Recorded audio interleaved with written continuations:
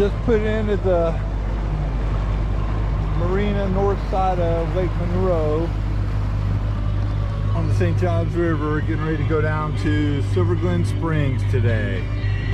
It's usually about a 3-hour ride each way, but it goes through some nice areas. Working on this bridge here still. There's I-4. Which brings us right up to the #1. Little trivia, this railroad bridge is covered right now.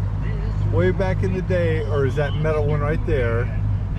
Kenny Chesney did a video for Young on this bridge here where they were doing the burnout with the car. Hopefully it turns out a nice day. In America, by the time he had his first big hit here, because he starred in a daytime soap opera. But we wondered if it's got under the bridge. They lifted it for us. So. Long right ahead.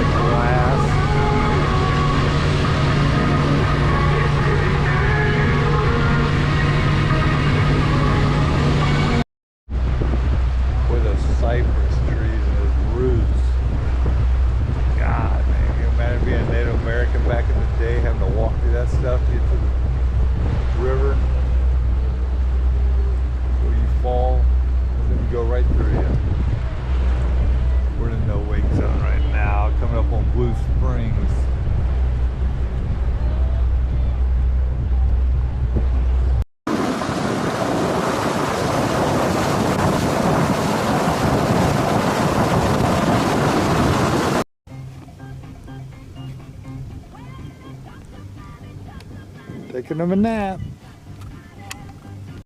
Right there in that cove is Glen Springs.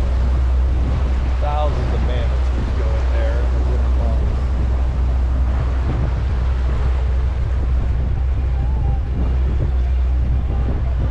Cleaning them off when you're done so it doesn't grow bacteria. That's Hontoon Island. Try swiffer wet.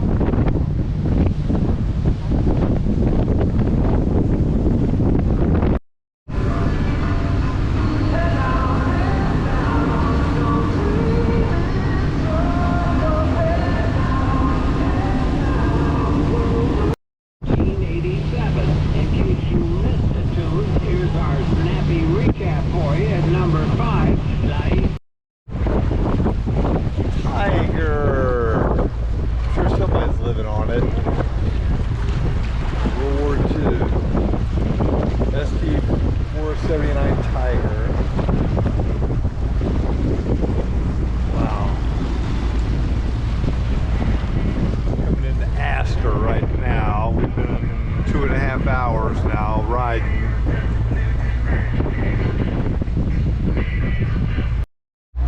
The river, that's my grandfather built that house back in the 70s, lived there for a while. I think a 4 or 5 car garage under it and stuff. Then there was a fish market right behind it. A big living room upstairs there. Fun to come visit. Okay, St. John's are coming into Lake George, second largest lake in the state of Florida. It is 11.5 miles across, or long ways, 6 miles wide.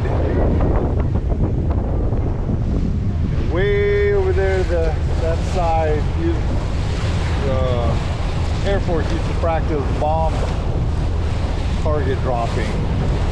Not live rounds, just target, like torpedo practice. But when you come in the lake here, there's this long wooden pier you gotta go between.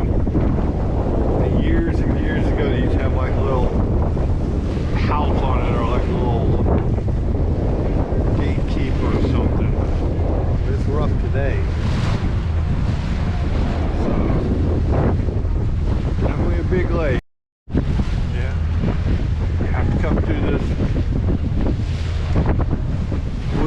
nice place here. And the wide open. We gotta go probably 4 miles. And it's off to the left over there. Silver Glen. So 3 hours to get to this point right now. After a rough ride across Lake George, we finally got pulled into Silver Glen. You can start to see the water, how clear it is. It gets clear as you go around up here near the head.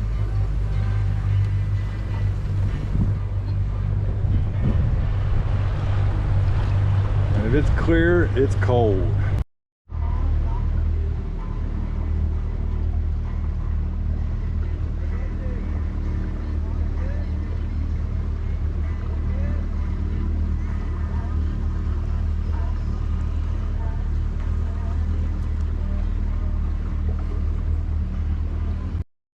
We anchored right here near the entrance, the buoy, because the place is pretty packed. Don't want to go way back in there, so that I get the nerve to jump in, I'll anchor it more secure.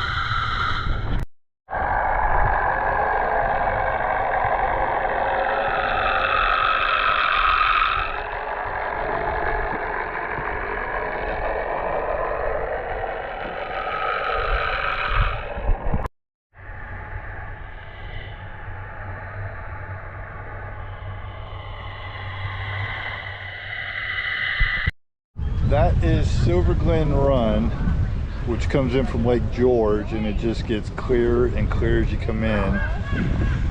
Way back around them trees is where the spring is. 65 million gallons of water a day it pumps out, and it's water 72 degrees year round, and it is chilly when you jump in.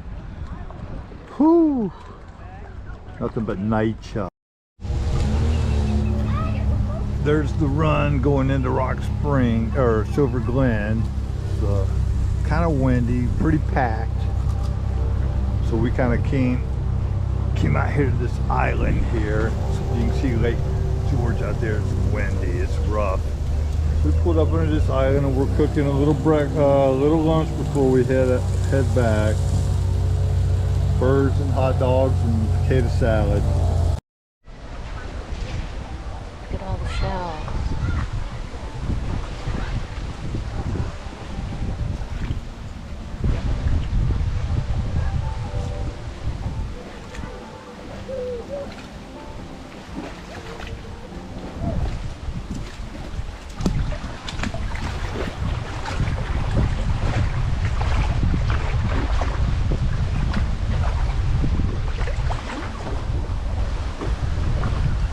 George,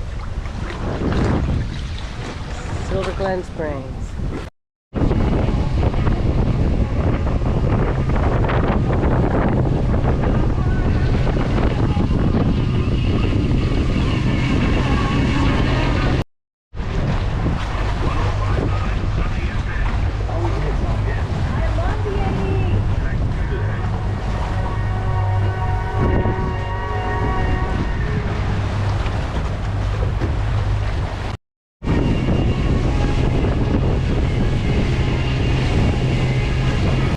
Different way back. This goes way back in the back country here before it gets back on the main St. John's again.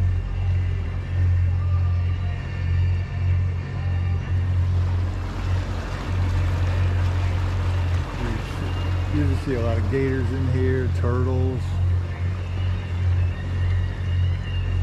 So peaceful out here.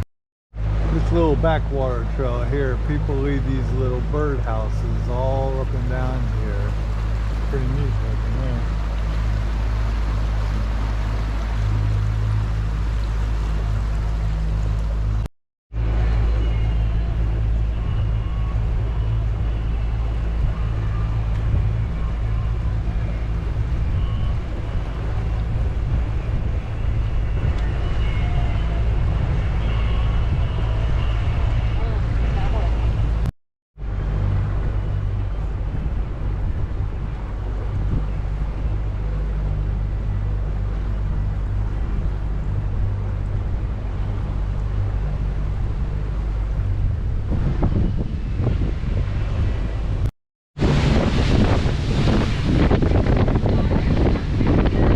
For hours out here and not see anything.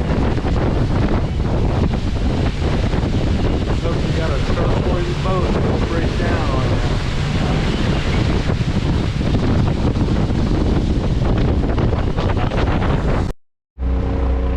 you. Little fact about the St. John's, it's one of the few in the world that runs south to north along with the Nile and the Amazon. And it's a slow moving river because it's got an average drop of 1 inch per mile. So whenever South Florida gets storms or a lot of rain, it takes a couple weeks for it to reach this area, but when it hits here, it's very, very slow to go down. That's why you get a lot of flooding in this area. It's hard to see, but some of these cypress trees got the water line from the hurricanes. And, it was up about 4 feet higher than it is now, but we're working our way back. There's a manatee right there. Hontoon Island, little state park. Supposed to be a lot of artifacts in there from Indians. Pretty neat little place. Got little stores. And gives you some supplies if you're on the water.